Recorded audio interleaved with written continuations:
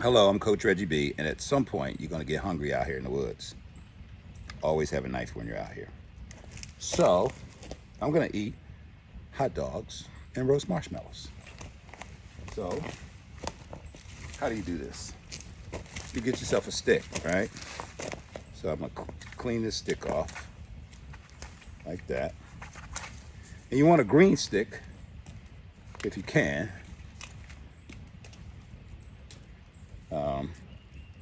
I'll get these off differently. But if you can pop all of these things off like this, you are on your way.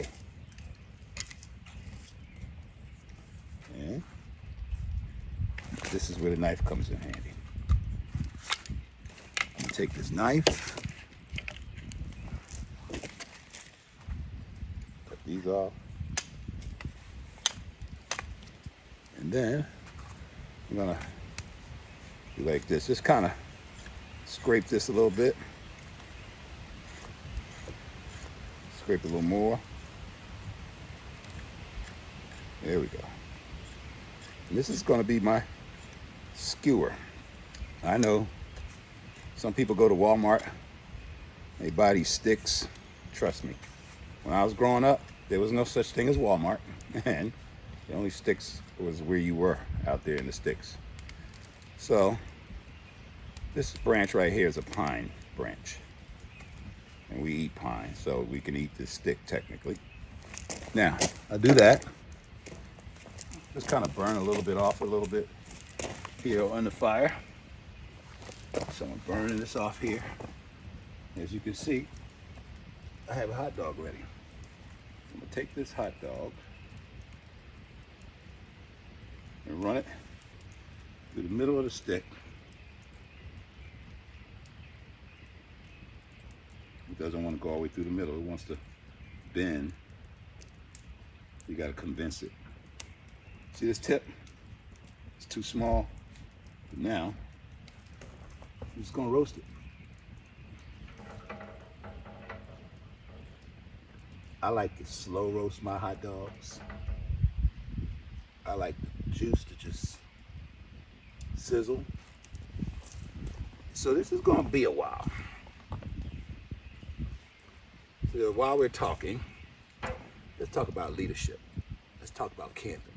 Let's talk about being out here in the woods. I mean, if you're gonna come out here, be safe. Do it safely. Do all of the right things safely. I showed you I built the fire. Actually, this fire is kind of smaller than I normally make it. But you know what? I'll put some more wood on there and give it some more heat. And let that hot dog do what it's doing. Because remember, I said I want to cook it slow. I'm fortunate to have this grate. If I didn't have this grate, I can build my own TP using this V shape. May save this one. And get this fire just a little bit hotter. And like I said, when you do a box fire, it cooks a little slow. I mean, it burns slower. When you do a TP fire, it burns higher and it burns faster. So I may make some potatoes and onions later on, and therefore I want this to have some nice hot coals. But as that's moving, something like this is perfect. This is gonna catch on fire. And this hot dog is really starting to do what it does. It's cooking. Look at that. Now, I like to burn my hot dog a little bit. But before I do, I want to make sure it's cooked through and through. And the way I know it's cooked through and through, you'll see the juices starting to drip out of that hot dog. And when that happens, it's good. Now, in these woods, there's plenty of wood for me to locate and find and put on the fire. And I tell people, when you're building a fire, you want to make sure you have plenty of wood. You want to make sure you have enough wood that'll last. So when you are gathering wood, when you're gathering your tinder, your kindling, and your fuel, you want to make sure you have enough to last for 2 or 3 days. Because if you do, you might only have enough for one day. I've been taking people out in the woods forever, teaching them how to do that. They say, oh, we got wood. I'm like, that's enough to get it started. See, they don't know. If you don't have the experience, you have no idea how fast your wood will burn up until it's 11 o'clock at night. You don't have no more wood, and you got to go out in the middle of the woods at night to find your wood. That's when you learn your lesson. Oh, the hot dog is dripping. And sometimes you can hear the sizzle. Yes. Look at that. Oh, it's starting to turn.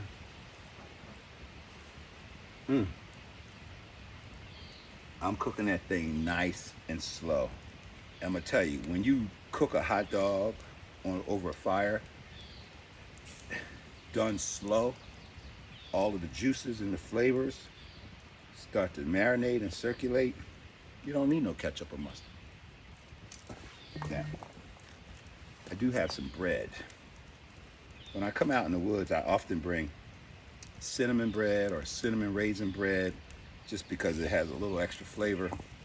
In the morning, I'll toast my bread and I'll put some butter on it, and I do gourmet out here in the woods. I literally do gourmet out here in the woods. And so as that hot dog is cooking, I'm thinking about what else can I cook out here to add to it. Maybe I'll show y'all Chef Reggie B in the woods. I'm looking at that hot dog, and I know y'all want to see it too. It's turning colors. I'll show you. It's starting to turn colors. You see that? But it's not ready yet.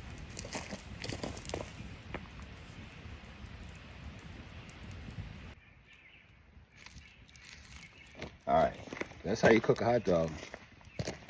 It's charred where it needs to be. Slide it off of this stick. And just throw that down. I know, too hot. I just wanted to show you. It's cooked through and through, and it's dripping. Cinnamon bread. Tastes good. I'm Coach Reggie B, saying if you're gonna camp safely, and be the best version of yourself while you're doing it. And if you enjoyed me cooking dinner, those hot dogs, now it's time for dessert. When you put marshmallows on, I've seen people do it that way. No, that marshmallow will fall off that stick. You want to put it down at least an inch past the tip, because when it warms up, it can go bad on you. So I have graham crackers. Let's get some fresh ones. Since we're on camera, there we go. Marshmallows, graham crackers. S'mores is with chocolate. I generally don't do chocolate, but the kids do, because they love that sugar. Me, I don't want the sugar. I got enough sugar. So pay attention. So when I first cook marshmallows, I start off with it pretty high. Just feeling a little bit of the heat. I don't put it down too close.